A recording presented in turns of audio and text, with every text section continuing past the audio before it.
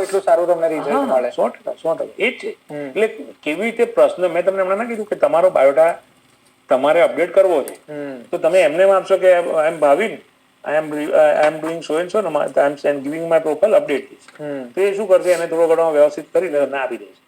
પણ હું એને એમ કહું કે આ પ્રોફાઇલ છે એ મારે એક સોશિયલ સર્વિસીસ સેક્ટરમાં મારે જવું છે અને એના માટે આપવો છે. તો તમે જે કામો તમારા પ્રોફાઇલમાં મૂક્યા છે એને સોશિયલ આસ્પેક્ટમાં કેવી રીતે રિલેટેબલ થાય છે એ પ્રમાણેના શબ્દોમાં એ તમારો બાયોટા બનાવશે. બરાબર. તમે એમ કહો કે મારે આમાં 180 વર્ડની સમરી જોઈએ છે, તો તમારા બાયોટાની એ રીતની 180 વર્ડની એક્ઝેક્ટ ગણીને સમરી આપશે. અરે મેં તો એવો ટ્રાય કરેલો છે કે સપોઝ આ પોડકાસ્ટ પતશે ને પછી હું એને કહીશ કે મારા લિંક હવે ટ્વિટર પર શેર કરવી છે, તું મને ટ્વિટરના કેરેક્ટર લિમિટ્સમાં આપ. હું એને ઉપર નહીં કહું કે 124 કે 142 માં આપ, તો પણ એ એટલું સ્પેસિફિક બનાવીને આપશે અને હેશટેગ સાથે. હા, એટલે that's what it is expert for. એટલે એનો ઉપયોગ એવું નથી, આજે તો લોકો કોડિંગ માટે પણ કરે છે કે મારે આના માટેનું કોડ લખવો છે, તું મને આપ, એ આપે છે. એટલે ઘણા બધા લોકો એવું વિચારે છે કે આઈટી પ્રોફેશનમાં કોડિંગની જોબ છે જતી રહેશે, પણ એવું નથી થવાનું. તમારે વધારે ઇન્ટેલેક્ટ થી વાપરવું, કારણ કે અલ્ટિમેટલી તો મશીન છે, એની અંદર જે પ્રી ફીડ કરેલું કોડિંગ સ્ટાઇલ છે એ જ તમને આપવાનો છે. ઇનોવેટિવ નહીં થાય. ઇનોવેટિવ તો તમારે જ કરવાનું છે, આર્કિટેક્ચર તમારે જ બનાવવાનું છે, ડિઝાઇન તમારે જ બનાવવાની છે, ડેટાબેઝ તમારે જ ડિફાઇન કરવાનો છે. તમને મદદ કરશે કે આમાં આ ટાઈપનું ડેટાબેઝ બનાવશો તો ફાયદો થશે, પણ ultimately you are suppose to make. સમય બચાવી શકશે, પણ જે ક્રિએટિવ કામ કરવાનું છે તો આપણે જ કરવાનું. ક્રિએટિવ તો આપણે જ કરવાનું. બીજું તમે અગેન આગલા જવાબમાં કહેતા હતા કે હાઉસવાઈફ છે કે વર્કિંગ પ્રોફેશનલ છે, એ લોકો પોતાની સ્કિલ્સને વધારે ડેવલપ કરી શકે. તો આમાં એવા કોઈ બેન્ચમાર્ક્સ છે કે તમે આ જ કોર્સ કર્યો હોય, કે તમે આટલું પાસ આઉટ હો, કે ગ્રેજ્યુએટ હો, કે 12th હો, કે સાયન્સ લીધું હોય તો જ તમે એઆઈ શીખી શકો? ના, એવું કશું છે નહીં. 10મું પાસ ન ભણેલો હોય ને એ પણ અત્યારે એ વાપરે. તમે આમ ગણો ને કે આપણે મોબાઈલ ટેકનોલોજી છે, બરાબર, તો મોબાઈલ જેને શોધ્યો છે ને તો મોબાઈલ ક્યારેય ભણેલો બી નહીં હોય અને એને પહેલા વાપર્યો પણ નહીં, પણ મોબાઈલ આજે બધા વાપરે છે. આજનું જનરેશન, આપણે એમ કહીએ ને કે છોકરો પહેલા ધોરણમાં જાય ને તો એ મોબાઈલ વાપરતો. મારી ભત્રીજી છે તો એ યુટ્યુબ પર વિડીયો આખો દિવસ જોયા કરે. એ તો જુનિયર, એટલે આઈ થિંક નર્સરીમાં ભણે, રાઈટ. તો હવે એટલે ટેકનોલોજી છે એ તમે ઉપયોગ કરતા જશો ને એમ શીખતા જશો. હાઉસવાઈફને ખાલી એમને સેફગાર્ડ કરવા પડશે કે આમાં એટલી જગ્યાએ તમે લપસી શકો એમ છો. એટલે તમારો આ ડેટા, કારણ કે અત્યારે સાયબર ફ્રોડ થઈ ગયા આ બધા છે, એમને ખબર નથી. કારણ કે હજી જે લોકો ટેકનોલોજી નથી વાપરતા એ લોકોને હજી ખબર નથી કે આની નેગેટિવ સાઇડ છે, રાઈટ. એટલે એમને આપણે સેફગાર્ડ કરવા એ આપણી જવાબદારી છે. એટલે એના માટે ડિજિટલ ટ્રાન્સફોર્મેશનના અને એના જે કોર્સિસ ઘણી બધી સંસ્થાઓ અત્યારે ઘણી બધી સામાજિક સંસ્થાઓ પણ ચલાવે છે કે એમને આપણે ટ્રેન કરીએ કે આ રીતના સાયબર ફ્રોડ થઈ શકે, આ રીતના તમારી જોડે ફ્રોડ થઈ શકે, એટલે તમે આવું ના કરો, બાકી તમારે જે કરવું હોય. કારણ કે સપોઝ મારા વાઈફ છે, ભણ્યા ના હોય, અને એમને કોઈનો કોલ આવે કે ભાઈ આમને તમારા હસબન્ડ છે અત્યારે જગ્યાએ ખોટું કરતા પકડાઈ ગયા છે, તમે મને 5 લાખ રૂપિયા મોકલી આપો, તે મોકલી આપે, કારણ કે ઇમોશન બોન્ડ છે. પણ એમને એ ખબર હોય કે આ વસ્તુ એઆઈ થી પણ થઈ શકે અને આ તમારા માટે એક ફ્રોડ છે. લોકો એમના અવાજનો ઉપયોગ કરે કે એમની ફીચર્સનો ઉપયોગ કરીને તમને ખોટી ઇન્ફોર્મેશન આપે છે. તો એ સેફગાર્ડ થયેલા હશે તો એ પહેલા 4 ક્રોસ ક્વેશ્ચન કરશે, અને કાં તો મને પણ ફોન કરશે કે આવું ખરેખર થયું છે. એટલે આની જે નેગેટિવ સાઈડ છે એના માટે જે વર્ગ જે ટેકનોલોજીનો બહોળો ઉપયોગ નથી કરતો એને સેફગાર્ડ કરવા પડશે. અને એના માટે આઈ થિંક મારા ધ્યાનમાં છે કે ઘણી બધી સંસ્થાઓ આવા બધા અવેરનેસના પ્રોગ્રામ કરી રહી છે કે ડિજિટલ ટ્રાન્સફોર્મેશન શું છે, ડિજિટલ ટેકનોલોજીનો ઉપયોગ કેવી રીતે કરવો, મોબાઈલ સ્માર્ટલી કેવી રીતે વાપરવો. તો આ જે હાઉસવાઈફને છે એ લોકો સુધી આપણે, કે જે લોકો ટેકનોલોજીનો રેગ્યુલર ઉપયોગ કરતા ને એમના માટે. અને આઈ થિંક નેક્સ્ટ ટાઈમમાં તો કદાચ એવું પણ આપણે શીખવવું પડશે લોકોને કે ઓરિજિનલ કોન્ટેન્ટ શું છે ને એઆઈ જનરેટેડ કોન્ટેન્ટ શું છે એ ડિફરન્શિએટ કરવું. કારણ કે અત્યારે બહુ બધા વિડીયોઝ અને એવી રીતે આવી ખબર સપોઝ કદાચ છે ને ગઈકાલે મારા પપ્પા મને આવીને ફોન પર આવું બધા હતા કે આ જો આ છે ને વાદળ ઉપરથી નીચે પડ્યું, પણ મેં જોયું એટલે મને ખબર પડે કારણ કે હું રોજ એઆઈ સાથે ડીલ કરું છું. પણ જેમને એઆઈ સાથે લેવા દેવા જ નથી એમને ખબર જ નહીં. તો આવા કદાચ કોઈ ડેન્જર ઝોન્સ છે? હા, એ છે.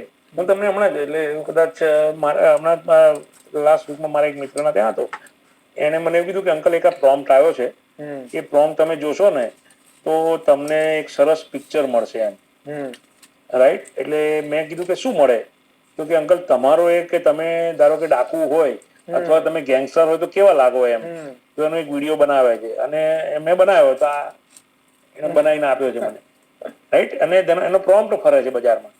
એટલે આની ઘણી બધી સાઈડ, કારણ કે આવો ફોટો કોઈ મૂકે બરાબર છે, અને નીચે મારું નામ લખ્યું છે, સારું કે કોઈ યુનિવર્સિટીના વાઇસ ચાન્સેલર આવા દેખાય છે, રાઈટ? તો it can carry wrong image. પણ આઈ થિંક આ ગીબલી વાળો ટ્રેન્ડ હતો ત્યારે પણ આવા ગીબલી વાળો ટ્રેન્ડ હતો ત્યારે પણ, એટલે આમાં તમારો ડેટા તમે મિનિમમ આપો. તમે જ્યાં જરૂર ના હોય ત્યાં ડેટા આપો નહીં, અને તમારી જાતને સેફગાર્ડ કરો. કારણ કે આ ઇમેજ પબ્લિક, જો આ ઇમેજ હવે કોપી કરી અને સોશિયલ મીડિયા પર મૂકું તો આનો બેકએન્ડ નો કોડ બધો ત્યાં ગયેલો છે, એટલે મારી બધી ઇન્ફોર્મેશન અવેલેબલ ત્યાં છે. પ્લસ કોઈ તમારી ઇમેજ વિશે શું ધારી લે તો આપણને ખબર. એટલે બેઝિકલી આપણે એટલે સેફગાર્ડ છે, અને એ આપણે તો શીખવા જ જોઈએ છે. અને આઈ થિંક કદાચ મીડિયાના માધ્યમથી પણ આવા નાના મોટા અવેરનેસ કેમ્પેન ચલાવી શકાય. કારણ કે સમાજને સેફગાર્ડ કરવો જવાબદારી બધાની છે, શિક્ષકની પણ છે, મીડિયાની પણ છે, અને ઓવરઓલ સોસાયટીના તમામ સભ્યોની. સર, તમે સ્ટુડન્ટ સાથે રોજે રોજ ઇન્ટરેક્શન કરો છો, તમારી પાસે બહુ બધા સ્ટુડન્ટ ક્વેરી લઈને પણ આવતા હશે, તો એઆઈ ને લઈને યંગસ્ટર્સમાં કોઈ પ્રશ્નો હોય છે? એટલે યંગસ્ટર તો એ ઉપયોગ કરી જ રહ્યો છે. કોલેજનો ક્લાસ છે ને, તો મેં એવું જોયું છે કે most of them R using. અમે અત્યારે એમને એવું કહીએ કે તમે કેવી રીતે વાપરો જેથી કરીને સારું રિઝલ્ટ મળે. રિસર્ચ પબ્લિકેશનમાં પણ લોકો એઆઈ ની મદદથી રિસર્ચ પેપર જનરેટ કરી દે, એટલે એ પકડાઈ જાય છે. પણ that is a wrong trend, કારણ કે અલ્ટિમેટલી ક્વોલિટી રિસર્ચ નહીં આવે, રાઈટ?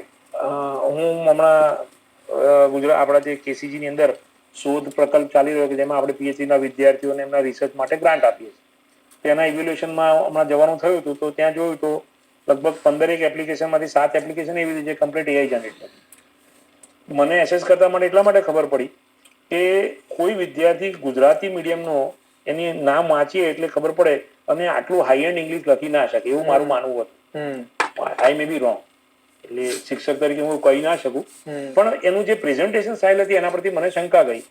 એટલે હું બાજુમાં જ મારું મોબાઈલ ખોલી અને મેં એમાં એટલો ડેટા નાખ્યો, તો મને સિમિલર ડેટા જનરેટ થઈને આવ્યો. એટલે મેં કોરિલેટ કર્યું કે ના, આ તો હવે એઆઈ જનરેટ. એટલે વિદ્યાર્થીને એના મેન્ટરે આ જ વસ્તુ શીખવાડી હોય કે આને હું એઆઈ થી વધારે સારી પ્રપોઝલ કેવી રીતે મૂકી શકું, અને હું એને પોતાના શબ્દોમાં મૂકું, તો મારી જે મૌલિકતા છે એ તો આવે જ, મારું રિસર્ચ કરવાનું જે ડાયરેક્શન છે, મારી ઇન્ટેલેક્ચુઅલ પ્રોપર્ટી છે એ તો આવે જ, પણ એને હું વધારે સારી રીતે મૂકું. બીજું સર એ બી સમજવું છે કે સરકાર, ગુજરાત સરકાર હોય કે કેન્દ્ર સરકાર હોય, એ એઆઈ ને કેટલું પ્રમોટ કરી રહી છે અથવા કેટલું સપોર્ટ કરી રહી છે? એટલે આમ જોવા જાવ તો ભારત સરકારના અને બીજા બધા થઈને લગભગ 20 જેટલા અલગ અલગ ડોમેન છે કે જ્યાં આગળ એઆઈ ને એમણે આખું ઉપયોગમાં લેવા માટે ગાઈડલાઇન્સ બનાવી. અચ્છા.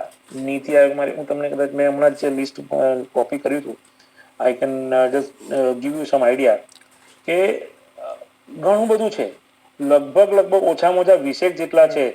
નેશનલ એઆઈ સ્ટ્રેટેજી છે નીતિ આયોગની, નેશનલ પ્રોગ્રામ ઓન એઆઈ છે, નેશનલ એઆઈ પોર્ટલ આપણું ઇન્ડિયા એઆઈ છે, સેન્ટર ફોર એક્સલન્સ છે માહિતીનું એઆઈ માટે, બરાબર? Responsible AI for social empowerment rights ચાલે છે. ઇવન હમણાં આપણા પ્રધાનમંત્રી મોદી સાહેબ ત્યાં ફ્રેન્ચ પ્રેસિડેન્ટ મેક્રોન સાથે હતા, ત્યારે પણ એમણે એઆઈ ઉપર ચર્ચા કરી, બરાબર? એટલે AI in agriculture, AI in healthcare, national mission on cyber physical system using AI, digital India ઇનિશિયેટિવમાં પણ એઆઈ વપરાય છે. AI focus skill development program પણ ડેવલપ થઈ રહ્યા છે. એટલે ગવર્મેન્ટ પણ, એટલે ભારત સરકારને ખબર છે કે આ એક ડોમેન એવું છે કે જે આપણે આઈટીમાં એક્સપર્ટી લીધી છે. હવે આપણે સેમિકન્ડક્ટરમાં પણ એક્સપર્ટી લઈ આપણી પાસે છે, આપણે એનું મેન્યુફેક્ચરિંગ શરૂ કરી રહ્યા છે. તો એ ડિઝાઇન ચીપ કરવા માટે પણ ક્યાંક એઆઈ થી હું અલ્ગોરિધમ વધારે સારો બનાવી અને મિનિમાઇઝેશન તરફ જઈ શકતો તે થવાનું છે, રાઈટ? એટલે ભારત સરકાર ખૂબ જ એના માટે કામ કરી રહી છે, અને કોશિયસલી પણ એને આગળ લઈ જવા માટે પ્રયત્નશીલ. એટલે એવું તો સરકારના ઇનિશિયેટિવ પર દેખાય છે. નીતિ આયોગની મેં એઆઈ પોલિસી આખી વાંચી છે, અને રિયલી એમ કે એવું કહી શકાય કે ખૂબ જ સારી રીતે ડ્રાફ્ટ થઈ છે, અને જો ખરેખર એ રોડમેપ પ્રમાણે આપણે ઇમ્પ્લિમેન્ટેશન કરીશું તો આપણને એનાથી ફાયદો થવાનો છે. સર, આપણે આ પોડકાસ્ટને સમઅપ કરીએ અને એક જ સવાલ મારે તમને પૂછવાનો હોય તો હું તમને એવું પૂછું કે એઆઈ શ્રાપ છે કે વરદાન છે? એટલે મેં કીધું એઆઈ ફોર હ્યુમન ગુડ છે.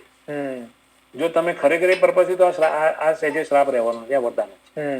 અને દરેક ટેકનોલોજીનો ની એક નેગેટિવ, એટલે સિક્કાની બે બાજુ તમે કીધું એવું છે જ, બરાબર? એટલે તમે એને કેવી રીતે ઉપયોગ કરો છો ને આપણે, હું નોટોરિયસ માણસ હોઉં એટલે સમાજમાં પણ બધા પ્રકારના માણસો છે, પણ હું એને સારી રીતે મારા પ્રમાણે આપણે એને પોઝિટિવ સાઈડ ઉપર વિચારીએ તો it is going to be really beneficial.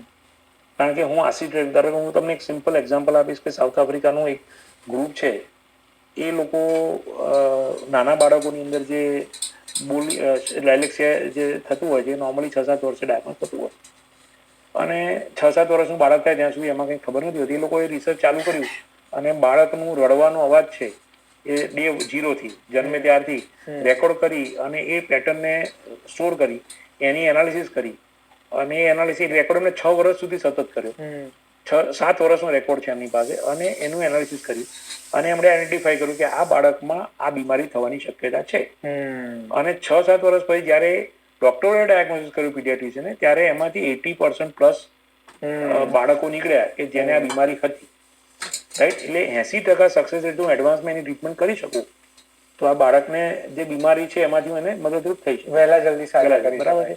મારો એક વિદ્યાર્થી છે તો એ એઆઈ નો ઉપયોગ કરી અને એમાં એઆઈ એટલે આપણે એમઆરઆઈ બ્રેન ટ્યુમરના કેસમાં એમઆરઆઈ લેતા હોય છે તો એમઆરઆઈ ની જે ઇમેજ છે એના ઉપરથી અમે એઆઈ નો ઉપયોગ કરી અને એની અંદર કેન્સર છે કે નહીં શોધવાની કોશિશ કરી. રાઈટ, કારણ કે નોર્મલી બ્રેન ટ્યુમરના કેસમાં સીધી બાયોપ્સી થતી નથી. બીજા કોઈ પાર્ટમાં ટ્યુમર હોય તો બાયોપ્સી થઈ પણ બ્રેન ટ્યુમરમાં નોર્મલી કારણ કે એના લીધે સારા સેલ પણ ડેમેજ થઈ શકતા હોય. તો અમે લોકો પ્રયત્ન કરી રહ્યા છીએ કે ભાઈ આવું કંઈક થઈ શકે. તો બેઝિકલી આ વરદાન છે કે જે પેશન્ટને કારણ કે 3 મહિના પછી કે 4 મહિના પછી એમઆરઆઈ રિપીટ થાય અને ત્યાં સુધીમાં કેન્સરનો સારો એવો ગ્રોથ થઈ ગયો હોય તો ફેટર બની શકે છે. રાઈટ, એટલે ડોક્ટર પણ કઈ ભગવાન તો છે નહીં, એ મદદ કરી શકે છે, બરાબર, પણ એને આપણે મદદ થોડી કરીએ તો વધારે સારું થાય. જલ્દી સારવાર શરૂ કરીએ. નેટવર્કની અંદર કોઈ હેકિંગ કરતું હોય તો એમાં જે ડીએનએ એટલે આપણે છે એને પ્રોટેક્શન કરીએ તો હેકિંગની જે એમાં પણ આપણે ઉપયોગ કરી થ્રેટ ડિટેક્શન માટે કરી શકીએ. જે અલગ અલગ પ્રકારના થ્રેટ જે આવતા હોય નેટવર્કમાં એમાં પણ એઆઈ નો ઉપયોગ થઈ શકે. એ આપણા માટે ફાયદારૂપ છે. મેં તમને પહેલા કીધું એમ કે તમારો જે રિપોર્ટર્સનો ડેટા છે એને તમે તમારી રીતે ક્રિએટ કરીને એઆઈથી એને ફાઇન ટ્યુન કરો તો તમારા માટે આશીર્વાદરૂપ છે. રાઈટ, મને હમણાં એક એક્ઝામ્પલ મળ્યો એમાં કોઈ યુનિવર્સિટીમાં ટ્રાવેલ પોલિસી સ્ટડી કરી અને મને આ મળવા પાત્ર છે કે એના માટે પણ કોઈ ઉપયોગ કરે. રાઈટ, હવે ટ્રાવેલ પોલિસી તો કે એવડી મોટી છે નહીં, તમને ખબર હોવી જોઈએ. તો એવા કોઈ કામ માટે આપણે ઉપયોગ ન કરતા એની જગ્યાએ હું કોઈ સરકારી રિસર્ચ માટે કે કોઈ આઉટપુટ લેવા માટે કરું તો એ વધારે વરદાનરૂપ છે. એટલે કારણ કે અલ્ટિમેટલી આ એનર્જી કન્ઝ્યુમ કરે જ છે એટલે આપણે પણ એનો જ્યુડિશિયસ ઉપયોગ કરવો જોઈએ જેથી કરીને ઓવરઓલ એન્વાયરમેન્ટ પોઈન્ટ ઓફ વ્યૂથી પણ આપણે મિનિમમ પાવર કન્ઝ્યુમ કરીએ અને સાથે એના જે મેક્સિમમ આઉટપુટ મળી શકે લેવો જોઈએ. અને સર, શિક્ષક તરીકે પ્રોફેસર તરીકે તમને શું લાગે છે કે સ્કૂલમાં એક સબ્જેક્ટ તરીકે પણ એઆઈ હોય? આઈ થિંક ચાઇનામાં તો શીખવવાનું શરૂ થઈ ગયું છે. એટલે સ્કૂલ મેં તમને કીધું ને કે સ્કૂલથી ચાલુ કરીને બાળકને તમારે એઆઈ ના ક્યાંક તો તમારે આપવું તો પડશે જ, બરાબર છે. પણ એઆઈ એટલે કમ્પ્યુટર સાયન્સ એવું મગજમાંથી કાઢીને ભણવું પડે. એઆઈ એ તમને ગેમિંગમાં પણ ઉપયોગ થવાનું છે. એઆઈ નો છે તમને આપણું રામાયણ છે એને તમે એઆઈ થી વધારે સારું ઇન્ટરેસ્ટિંગ બનીને બાળક સુધી પીરો છો તો આપણું જે વેદોમાં અને એમાં જે આપણું નોલેજ છે એ પણ સારી રીતે આવશે. એક પ્રોજેક્ટ આઈઆઈટી કરી રહી છે કે 22 અલગ અલગ લેંગ્વેજ માં સ્ક્રિપ્ટ ભેગી કરી અને ભારતીય નોલેજ છે એને કોમન પ્લેટફોર્મ પર લાવવું છે. કે ગુજરાતીમાં જે નોલેજ છે એ કન્નડ વાળો નથી વાંચવાનો, તો હું જો એવું એ નોલેજ ભેગું કરીને એક જ પ્લેટફોર્મ પર આવું તો આવું 22 લેંગ્વેજ સાથે એક પ્રોજેક્ટ કંઈ આઈઆઈટી ચલાવી રહી છે. મને એક્ઝેક્ટ ડિટેલ પણ મેં હમણાં લાસ્ટ વીકમાં મારે વાંચવામાં આવ્યું છે. તો એવું કંઈ થઈ શકે તો ભારતીય નોલેજ છે બધી જગ્યાએ અને આપણે એનઈપીમાં તો ભારતીય નોલેજ પરંપરા ઉપર તો વાત કરી રહ્યા છે. રાઈટ, એટલે બેઝિકલી ઉપયોગ સારો થશે જ. એટલે મારું તો સ્ટ્રોંગલી માનવું છે કે સ્કૂલોની અંદર શિક્ષકે પણ, કારણ કે એના માટે સૌથી ઇમ્પોર્ટન્ટ કડી છે શિક્ષક. જો શિક્ષક શીખશે તો જ બાળકને શીખવાડી શકશે. રાઈટ, એટલે જે અત્યારે મૂળ ચેલેન્જ છે કે શિક્ષકે પોતાની જાતને આની માટે તૈયાર કરવી પડશે અને તો જ એ નેક્સ્ટ જનરેશનને સારા પર્પઝ માટે એઆઈનો કેવી રીતે ઉપયોગ કરવો એ સમજાવી.